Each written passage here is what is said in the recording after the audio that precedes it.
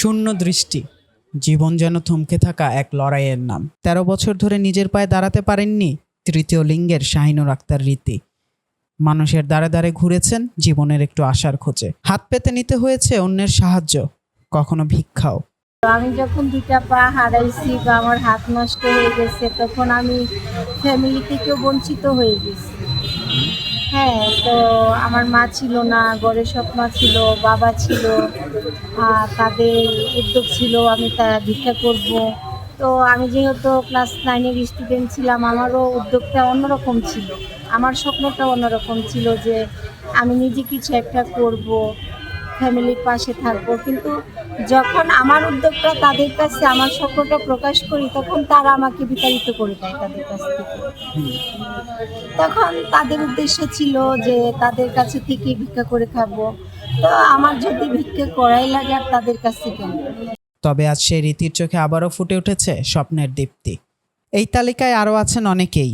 লক্ষ্মীপুরের বাচ্চু মিয়া ৩৫ বছর আগে এক দুর্ঘটনায় হারিয়েছিলেন পা। তারপর থেকে জীবন যেন হয়ে যায় পাহাড় বেয়ে চলার মতন। আরো ৩৫ বছর আগে কারেন্ট অ্যাক্সিডেন্টে আমার পা চলে গেছে। সহজে করলাম তো ৮ ঘন্টা ছিলাম। পরে অ্যাক্সিডেন্ট হওয়ার পরে ৪-৫ বছর পড়ালেখা করছি। পড়ালেখা করে সামনে দোকান দিই, এই দোকান দিয়ে আজকে বিয়ে শাদি করছি। বাচ্চা হইলো, ছেলে মেয়ে ভালো, মেয়ে বিয়ে দিতে ছেলেও বিয়ে করা। কষ্ট তো কষ্টের শেষ আছে না, লাঠি দিয়ে আসছি।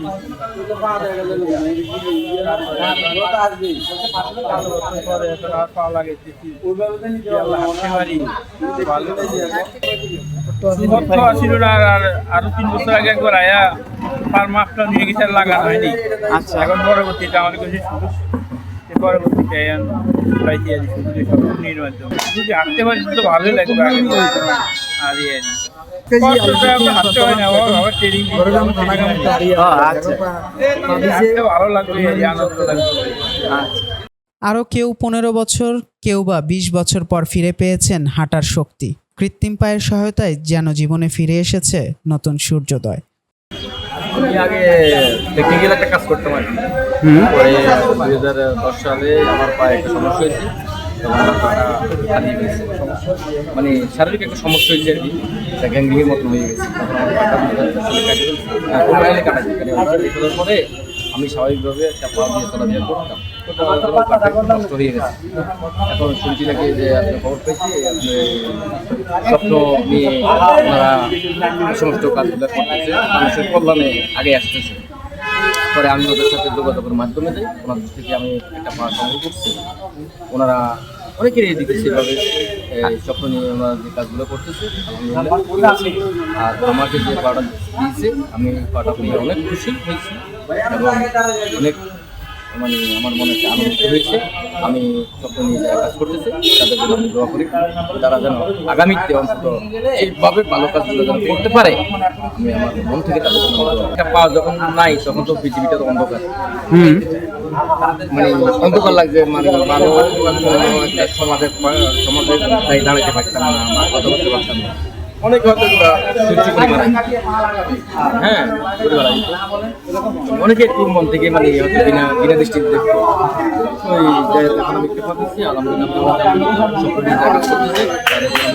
তারা যেন ভবিষ্যতে এই কাজগুলো বেশি বেশি করতে পারে।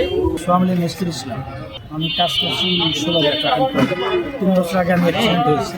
আমার চালক অবস্থায় করার ছিঁড়িয়া পায়ে পড়েছি, সামান্য ওটা আমার চিকিৎসায় চলে গেছে। তারপরে আমি আমার কিছু অর্থনৈতিক বিক্রি করে আমি চলার ব্যবস্থা করে নিয়েছি।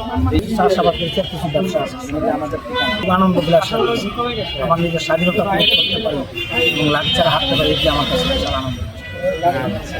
৪ মে রাজধানীর মোহাম্মদপুরে স্বপ্ন নিয়ে নামক এক বেসরকারি সংগঠনের আয়োজনে এক অনুষ্ঠানে এসব মানুষের হাতে তুলে দেওয়া হয়েছে কৃত্রিম পা। এই সংগঠনটি এখন পর্যন্ত ১৭৭ জন প্রতিবন্ধীকে কৃত্রিম হাত ও পা প্রদান করেছে বিনামূল্যে। স্বপ্ন নিয়ে একটি স্বেচ্ছাসেবী সংগঠন সমাজের পিছিয়ে পড়া মানুষগুলোকে এগিয়ে নেওয়ার জন্যই আমরা আসলে কাজ করি। তো আজকে আমরা 25 জনের কৃত্রিম পা সংযোজন করে দিয়েছি। এর আগে মানে আজকে সহ গত 4 বছরে আমরা 152 জনকে আমরা কৃত্রিম পা সংযোজন করে দিয়েছি। এরা একেবারে সমাজের, আপনারা কথা বলেছেন দেখেছেন যে একেবারে নিম্ন আয়ের মানুষ, যাদের পক্ষে কখনোই পা লাগানো সম্ভব ছিল না। এখানে 35 বছরের একজন আছে যিনি এই 35 বছর পরে উনি পা লাগালেন, 12 বছর পরে পা লাগালেন একটা তৃতীয় লিঙ্গের একজন এই টাইপের মানুষগুলোকে আমরা আসলে সহায়তা করি। আর আমাদের এদেরকে সহায়তা করার উদ্দেশ্যটা হলো, একটা মানুষ যখন একটা পা পেল তখন সে যখন হাঁটা চলাফেরা করতে পারে তখন সে কিন্তু তার পরিবার এবং দেশের জন্য আর বোঝা হয়ে থাকে না।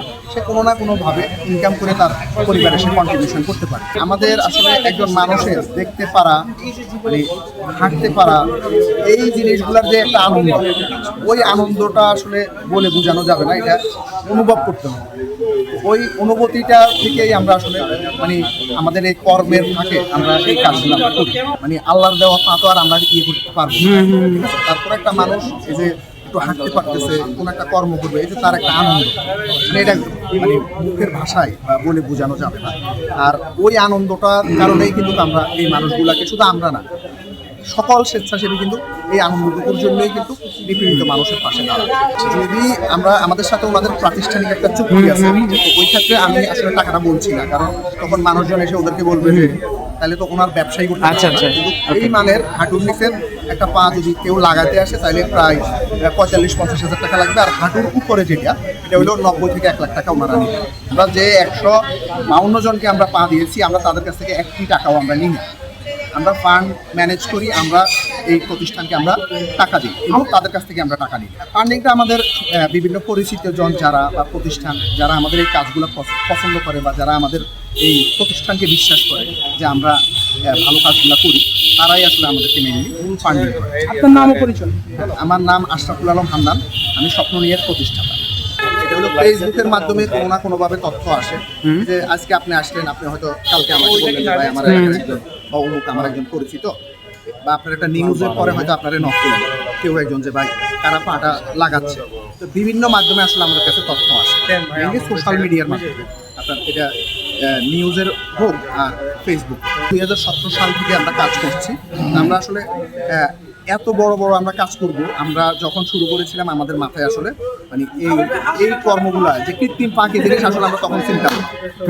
এরপরে আমরা দেশের আপনার সিলেটের বন্যা বলেন, ফেনী, নোয়াখালী, লক্ষ্মীপুরের বন্যা বলেন, আমরা এই জাতীয় দুর্যোগগুলোতেও কিন্তু আমরা মানুষের পাশে গিয়ে দাঁড়িয়েছি। আমরা করোনার সময় আমরা ফ্রি অক্সিজেন সাপোর্ট দিয়েছি। আমরা করোনা রোগীদেরকে বিভিন্নভাবে আমরা খাবার থেকে শুরু করে সকল রকমের আমরা কাজ করেছি। যারা হয়তো জীবনের পথে একদিন থেমে গিয়েছিলেন, আজ তারা আবার হাঁটছেন নিজের পায়ে, নিজের স্বপ্ন নিয়ে। সমাজের পাশে দাঁড়ানো এমন একটি উদ্যোগ শুধু দান নয়, এটি একটি সম্মান, মানুষকে মানুষ হিসেবে বাঁচার সুযোগ করে দেওয়ার সম্মান। মইনুল ইসলাম, নন্দন টিভি।